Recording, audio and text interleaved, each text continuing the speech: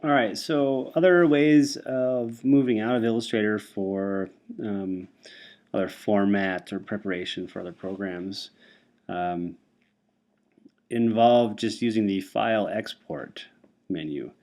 And under File Export, you're going to find that you have a window that pops up that gives you the freedom to name it whatever you want. But then under Format, you're going to have a good several handfuls of options here. A PNG file is a very compatible file for the internet these days, also for video editing or use in motion graphics software or including it with or incorporating into Photoshop. A PNG is a really great compression. It supports many colors, so you have good gradients and detail, as well as it supports transparency, which is really nice. So if you choose a PNG or any of the other ones that we're going to talk about here, you'll be asked if you want to use artboards or not. And if you have use artboards unchecked, it's going to take any artwork that you have in your document anywhere and include it into one file. So if I had multiple artboards going and lots of different elements in those artboards, if I have use artboards unchecked, then it's going to just give me all the artwork everywhere in my entire document and make it one file. For example, here's one artboard right now. If I were to duplicate this, oh, that's not what I wanted to do. Hello, I'd like a new one. Doink. A new one here. Oh, it's a big guy. I don't want it to be that big. I'll zoom out. This is from the last video that I made. Holy smokes, it's huge! How big is this thing? Crikey. It's a monster. I can't even zoom out far enough to get all of this thing. There we go. Alright. Oh God, what have I done? I just made a third artboard. You go away. Oh geez. This is crazy. This is the stuff we get into sometimes that I just don't even want to talk about. Alright, so this guy, let's make him smaller, kind of like my other one. Here we go. And, oh, where did the exporting text go? I don't see it. Exporting text. Weird. Well, anyways, I'll just go with some graphics. Got a couple of red boxes over here, a couple of... I didn't make that. Did I make that? I must have made that. Over there. Alright. Here are two artboards with different Illustrator elements in them. If I go File, Export, PNG, Use Artboards, it's going to ask me, do I want to use all of them? Do you want to use just some of them? Let's say I had 8 artboards and I only want to use the first 3. I could say 1 through 3, or if I want to use the last 2, I could say 7 through 8. I'm going to call this exporting multi. So now what I get when I choose export for a PNG is it's going to ask me about resolutions. If I wanted to have it for screen, which means are you going to save this for the internet or email or video production, motion graphics, etc., then you want to use 72.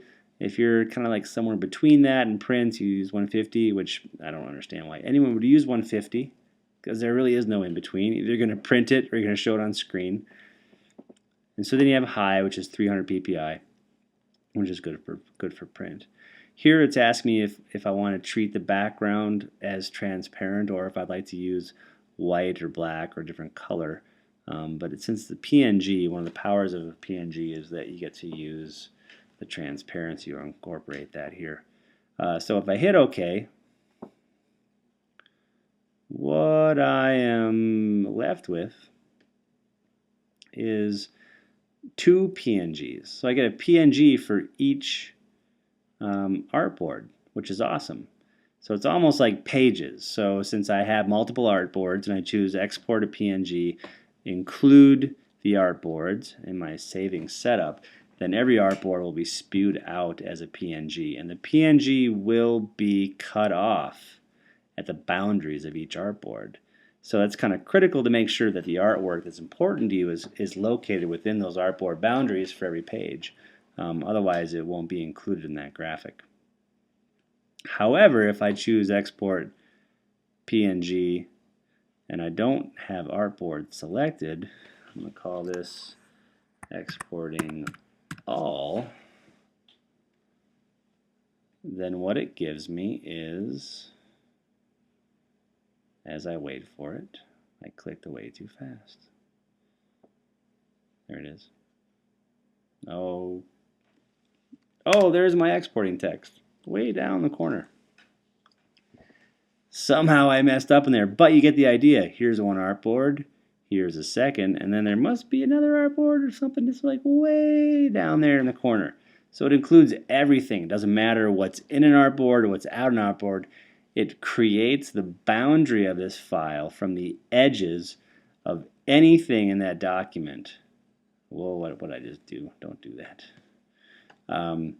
So that's the difference between choosing artboards and so on. I should just find that. There it is. Swink. Get rid of you. All right. Come back. Baby, come back. So now other types of exporting, file, export, format. A bitmap file, junk. I don't know, basically one, it's either black or white. There's no grayscale, there's no color. Bitmaps are, they blow.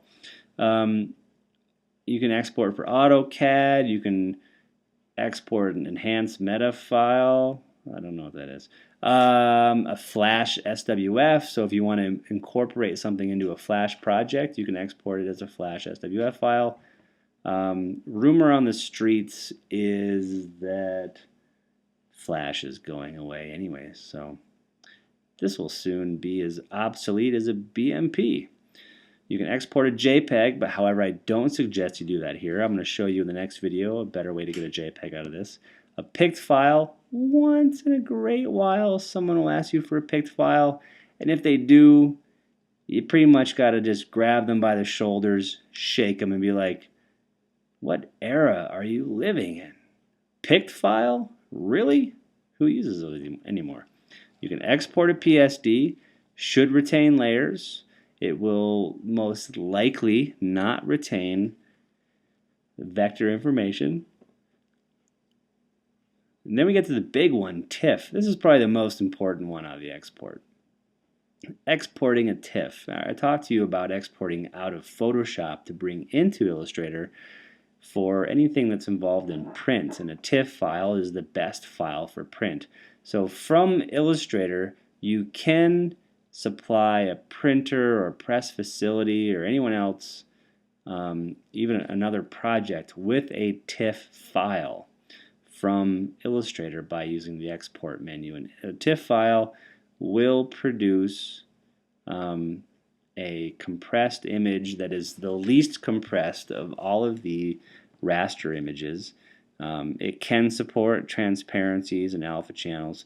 It has millions of colors and really great detail and all that, but it's the most print or press or pre-press friendly file that you can make out there that is raster based, not vector based. As soon as you save it as a TIFF, it rasterizes any vector information into pixels. And for any of these, the same thing applies. Artboards. If you use artboards and you're going to end up with multiple images, they will be cropped where your artboard boundaries are.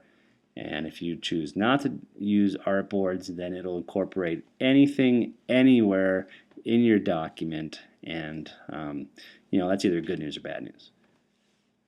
So that's the export menu. You should just try it. You should go through most of these. The ones that I recommend you go through, just for your exercise, would be a PNG, a Photoshop file, and a TIFF. These are the ones that you're going to use most in the real world. But you never know, there may be a time when you have to export something for someone else. But I just suggest you try exporting under these different formats, trying to use Artboards versus not Artboards, and then open them up in different programs and see what kind of results you get. So there's that. Now next I am going to cover PDFs. I know I went over this once for the printing stuff. I'm just going to go over it again, and then we'll cover saving for web.